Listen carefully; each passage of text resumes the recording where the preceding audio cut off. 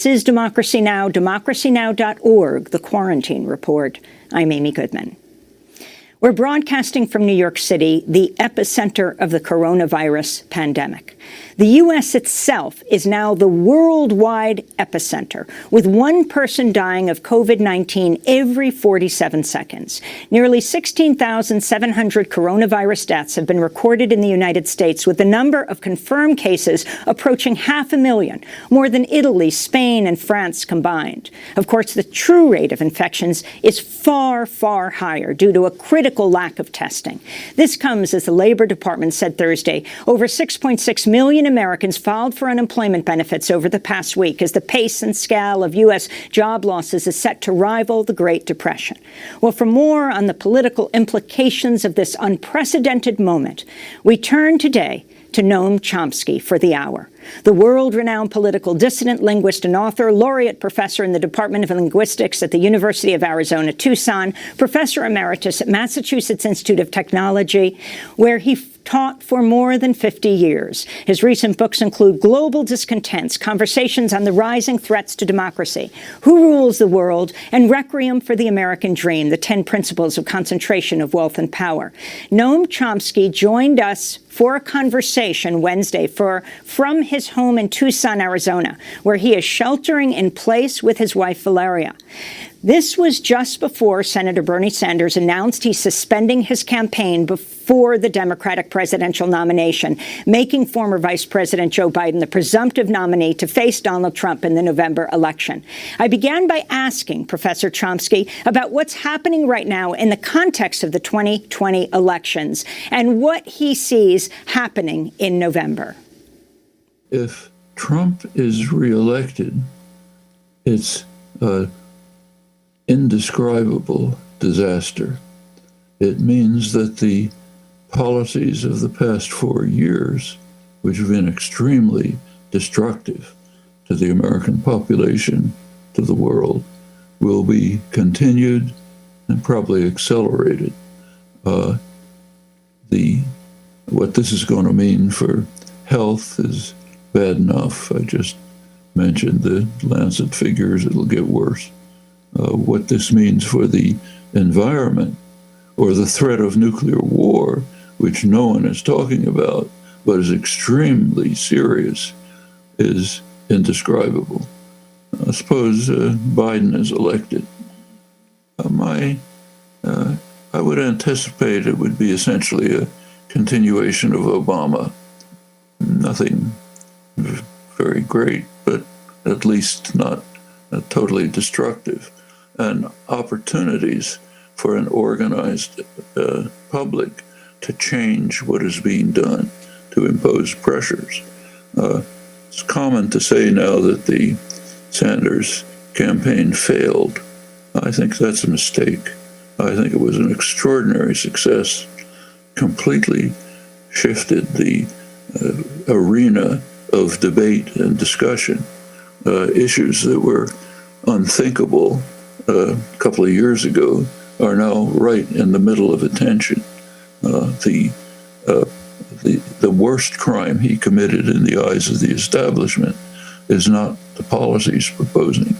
It's the fact that he was able to inspire popular movements which had already been developing, Occupy, Black Lives Matter, many others, and turn them into an activist movement which doesn't just show up every couple of years to push a lever and then go home, but applies constant pressure, constant activism, and so on. That could affect a Biden administration. It could also, even if it's just a holding action, it means there's time to deal with the major crises.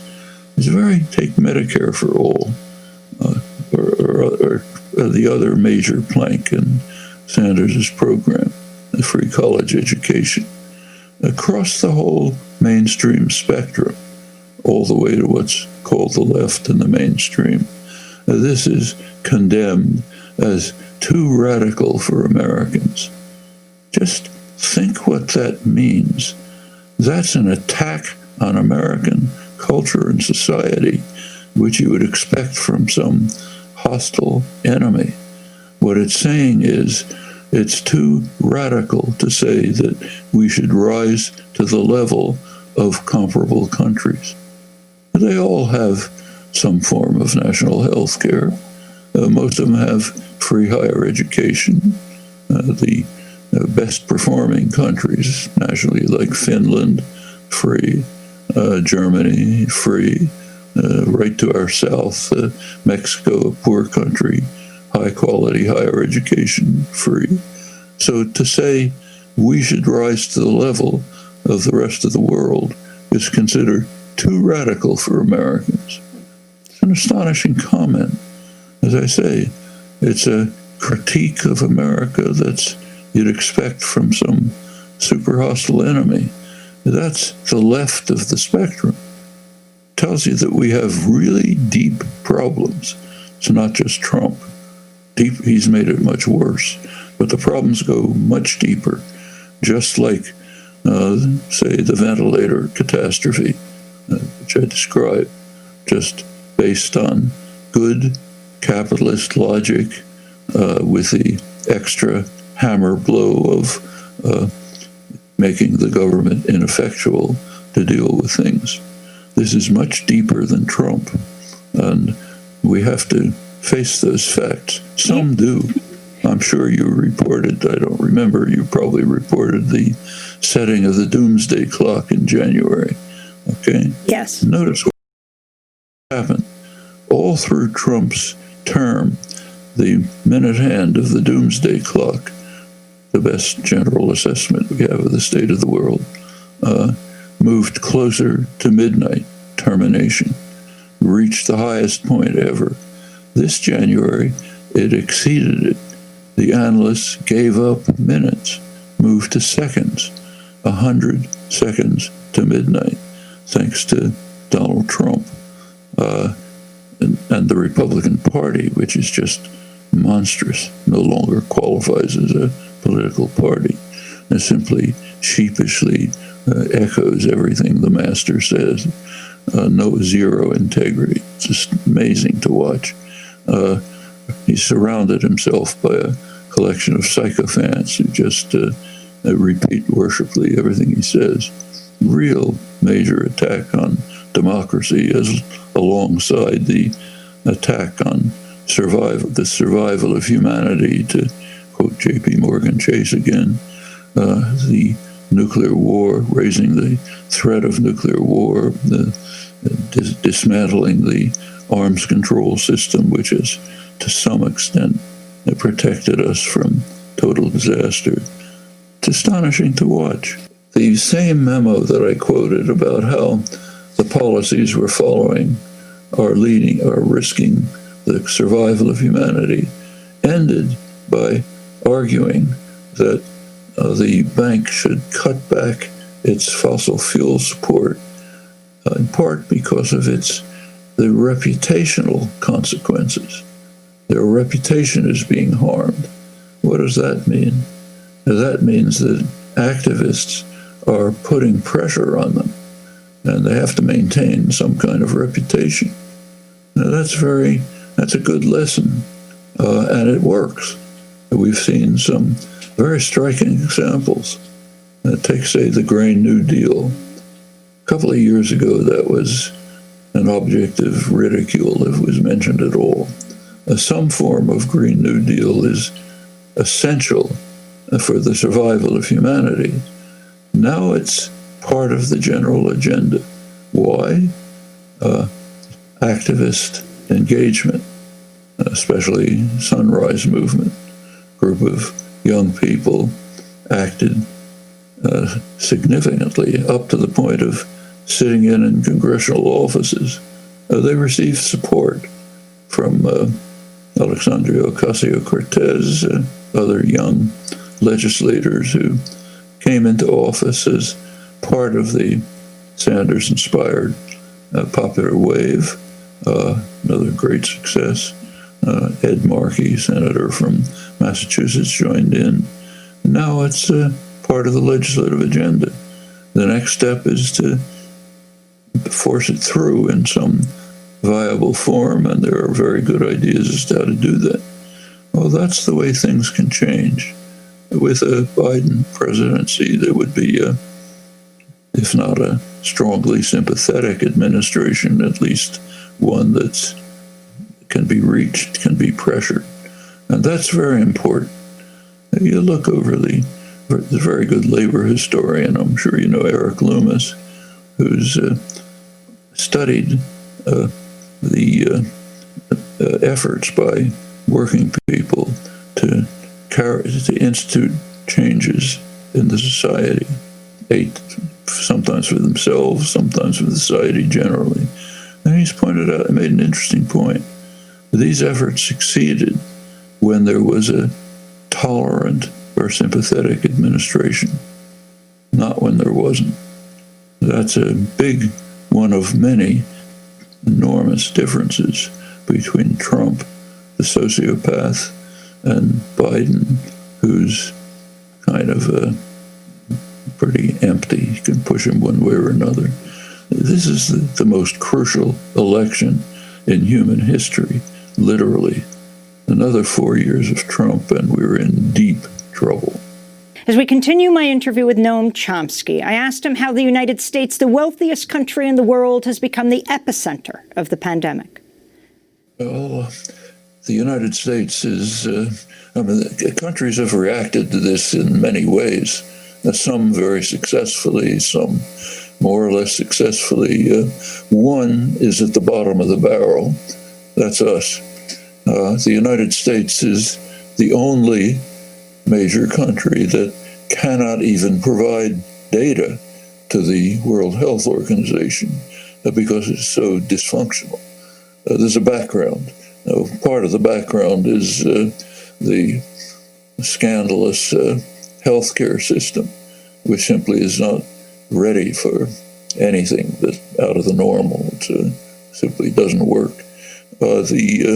And this is exacerbated by the strange collection of gangsters in Washington who have, it's almost as if they systematically took every possible step to make it as bad as possible. Through Trump's term, the last 4 years, he has been systematically cutting back on all of the health-related aspects of the government. Pentagon goes up, building his wall goes up, but anything that might benefit the general population goes down, particularly health. Some of it is almost surreal. So in October, for example, just with very exquisite timing, he canceled completely a USAID project, Predict it was called, that was working in third world countries, also in China, to try to detect new viruses that might turn into the anticipated pandemic. And in fact, it was anticipated since, at least since the SARS epidemic in 2003. So we have a kind of combination of factors, some of them specific to the United States. If we want to ensure, or at least hope to avoid new pandemics, which are very likely to come, more serious than this one, in part because of the enormous rising threat of global warming, we have to look at the sources of this one. And it's very important to think them through. So just roughly to go back, pandemics have been predicted by scientists for years. SARS epidemic was quite serious. It was contained, but vaccines there was a beginning of development of vaccines. They never proceeded to the testing phase. It was clear at that time that something more was going to happen, and several epidemics did.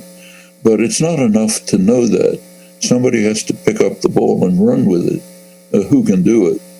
Well, the drug companies are the obvious place, but they have no interest in it.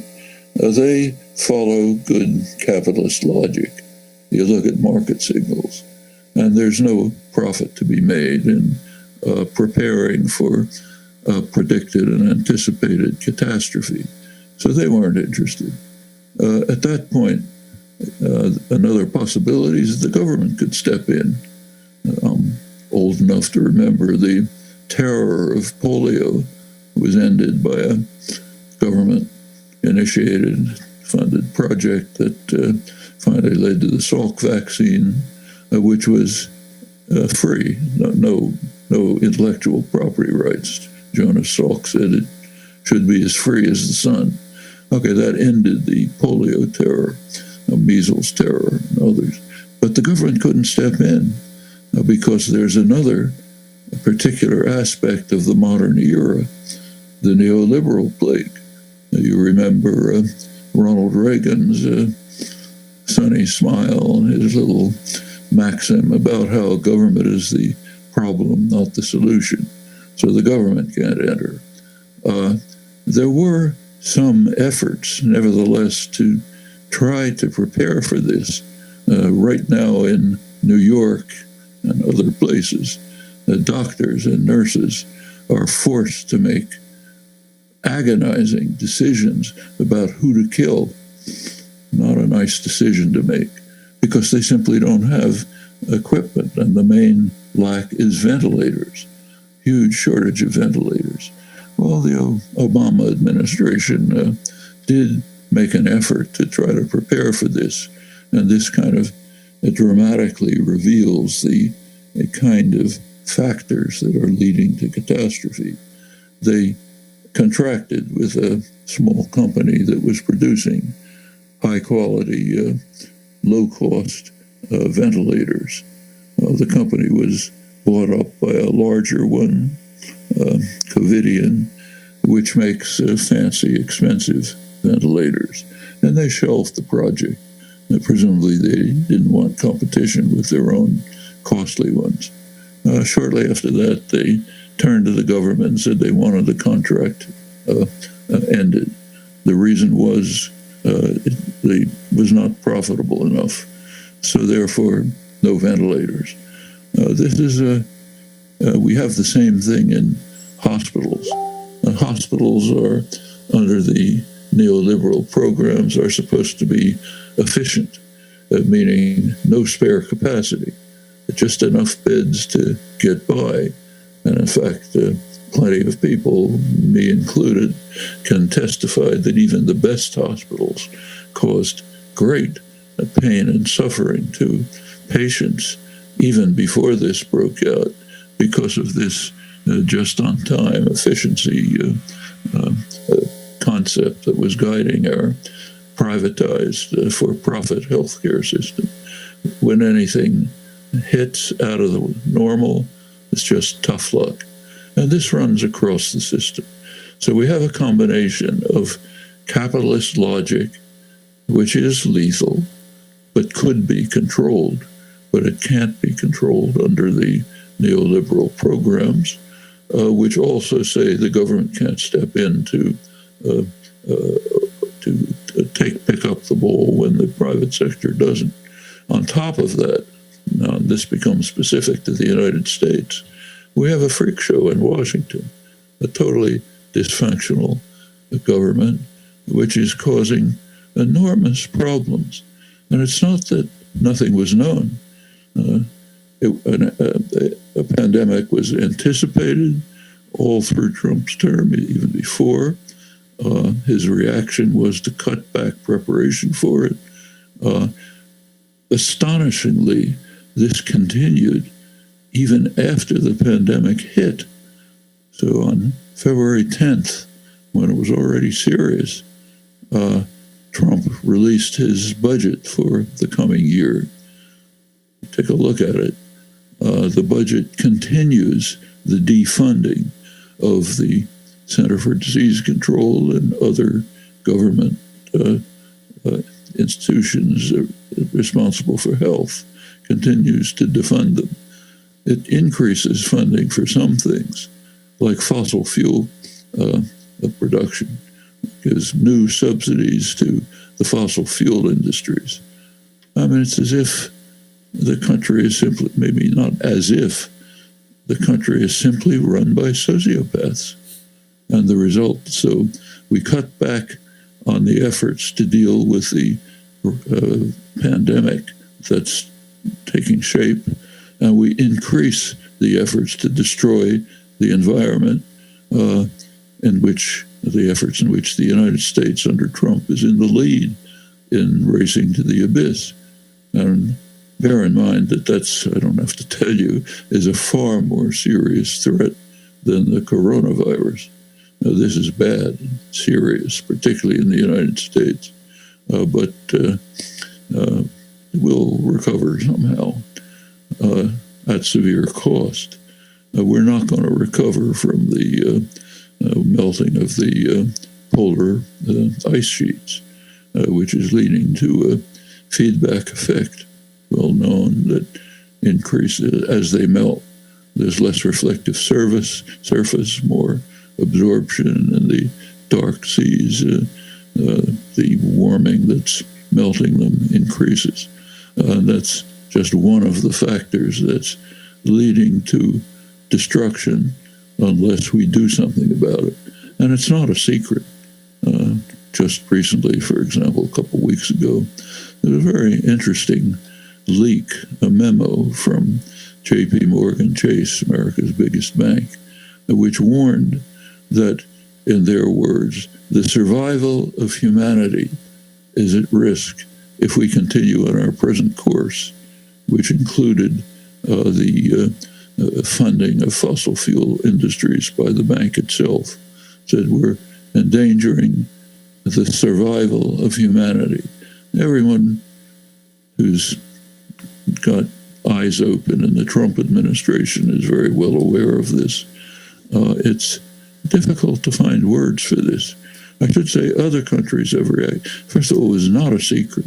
I mean, it's become convenient now. Trump is desperately seeking some scapegoat that he can blame for his astonishing failures and incompetence. The most recent one is the World Health Organization, China bashing. Somebody else is responsible. But it's simply, the facts are very clear. China very quickly informed the World Health Organization last December that they were finding patients with pneumonia-like symptoms with unknown etiology. Didn't know what it was. About a week later, January 7th, they made public the fact to the World Health Organization, the general scientific community in the world, that Chinese scientists had found out what the source was, a coronavirus resembling the SARS virus. They had identified that they'd sequenced the genome. They were providing the information to the world. The U.S. intelligence was well aware of it. They were spent January and February trying to get somebody in the White House to pay attention to the fact that there's a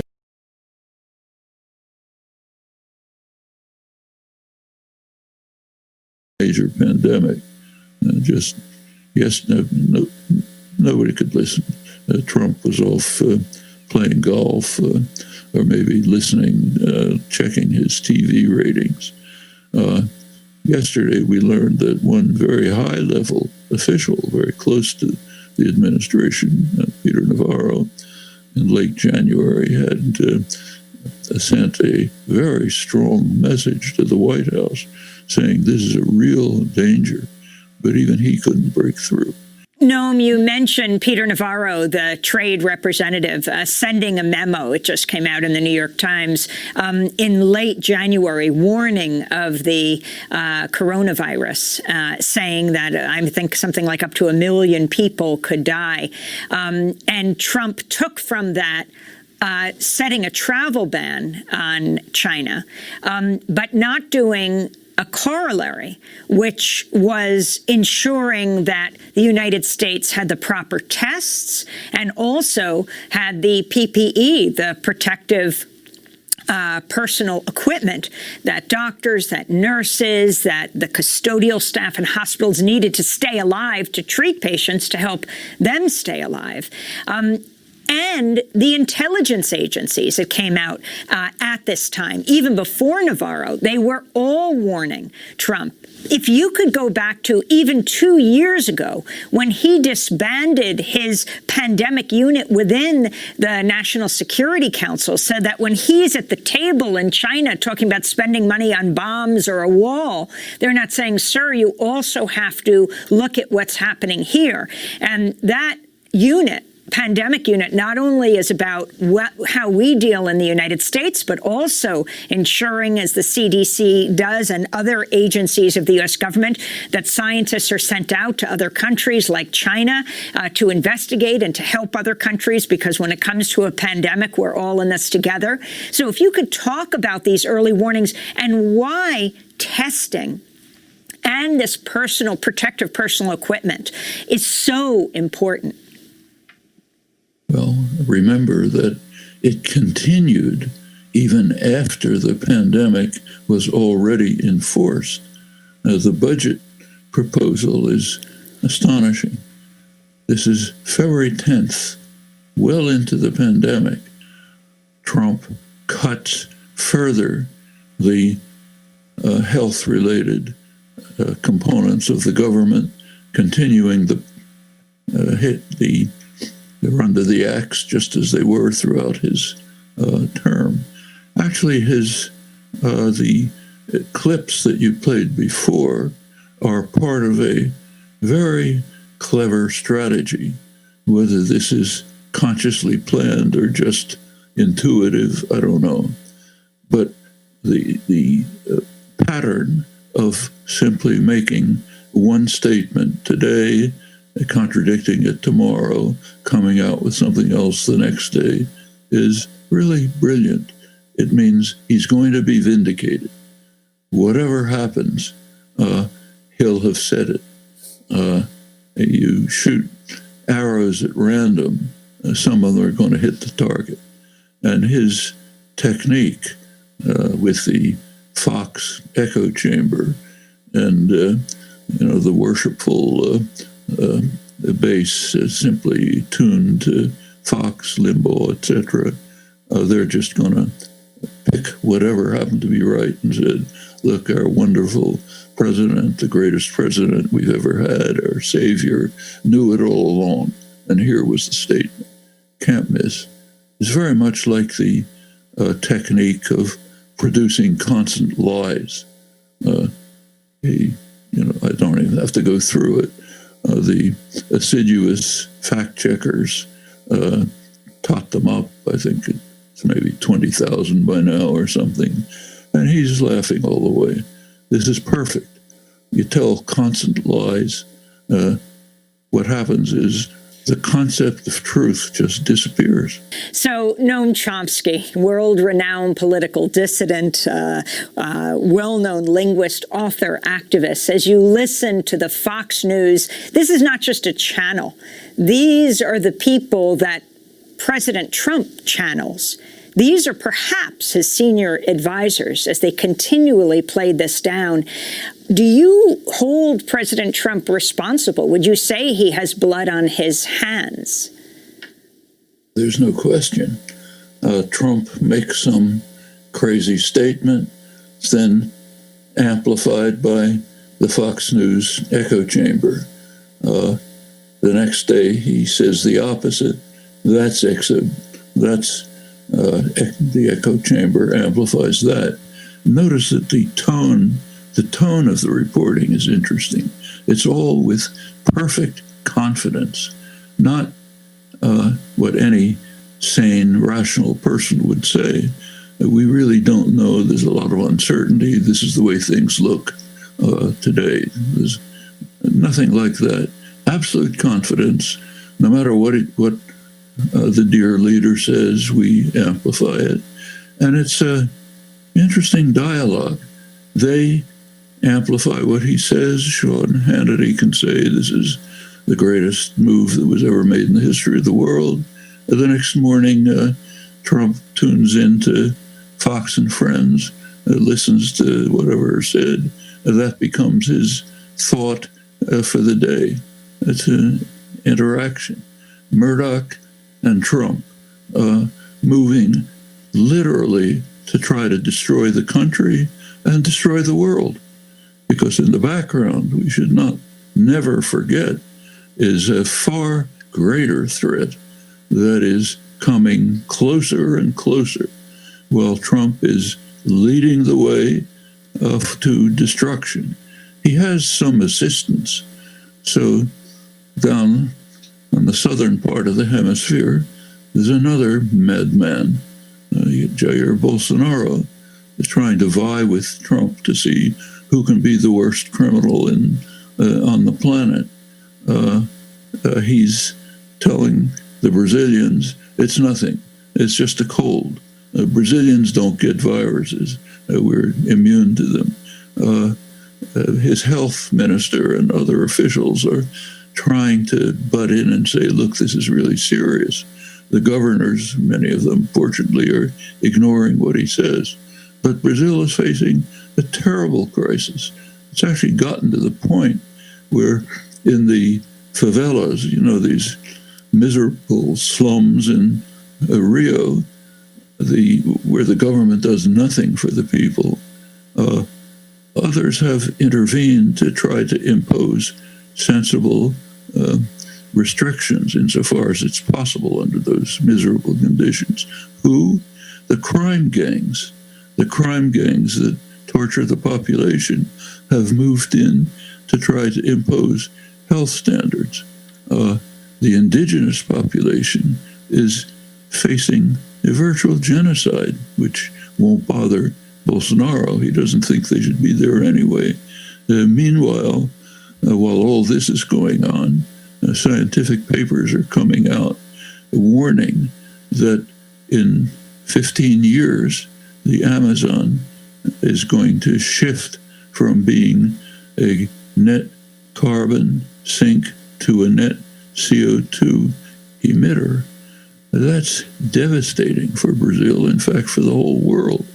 So we have the Colossus of the North, as it's called, in the hands of sociopaths who are doing whatever they can to harm the country and the world. And the Colossus of the South, as it's been called, is in its own way doing the same thing. I'm able to follow this pretty closely because my wife, Valeria, is Brazilian and keeps me up to date with the news that's coming out in Brazil, and it's simply shocking to see. Meanwhile, other countries are reacting sensibly. So as soon as the news started coming out from China, and there was plenty of news right away, contrary to what is being claimed, the countries on the Chinese periphery began to react. Taiwan, South Korea, Singapore, quite effectively. Some of them have it basically under control. New Zealand has apparently quashed the crisis, the coronavirus, maybe almost completely, with a lockdown right away, an immediate lockdown for a couple of weeks, and seems to have come close to ending it. You look into Europe, most of Europe just dithered, but some countries, the better organized countries, did act right away. It's very striking. It would be very useful for Americans to compare Trump's ravings of the kind you illustrated with Angela Merkel's, German chancellor, her sober, factual talk to the German people, describing exactly what's happening and what has to be done. Noam, we only have a minute, but I wanted to ask you, as we speak to you at your home in Tucson, Arizona, where you are sheltering at home, where you are staying at home because we are in the midst of this pandemic to prevent community spread and to protect yourself and your family, what gives you hope? Well, I should say that I'm following a strict regimen because my wife, Valeria, is taking charge and I follow her orders. So Valeria and I are in isolation.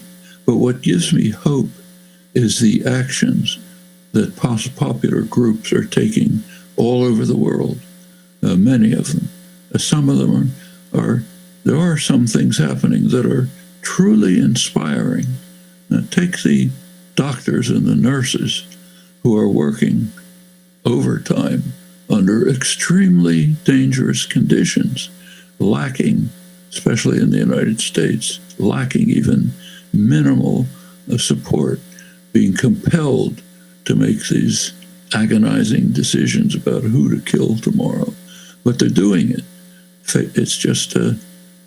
It's an inspiring tribute to the resources of the human spirit, a model of what can be done, along with the popular actions, the moves to create a progressive international. These are all very positive signs. You look back in recent history, there have been times where things looked really hopeless and desperate. I can go back to my early childhood, the late 30s, early 40s. It looked as though the rise of the Nazi plague was inexorable. Victory after victory. It looked like you couldn't stop it. It is the most horrible development in human history. Well, turns out I didn't know that at the time, that U.S. planners were expecting that the post-war world would be divided between a U.S.-controlled world and a German-controlled world, including all of Eurasia. A horrifying idea. Well, was overcome. There have been other serious, the civil rights movement, young freedom riders going out into the Alabama to try to encourage black farmers to go to vote despite the serious threat of being murdered and being murdered themselves. This is examples of what humans can do and have done. And we see many signs of it today, and that's the basis for hope. Noam Chomsky, world-renowned political dissident, linguist, author, speaking to us from Tucson, where he is now sheltering at home.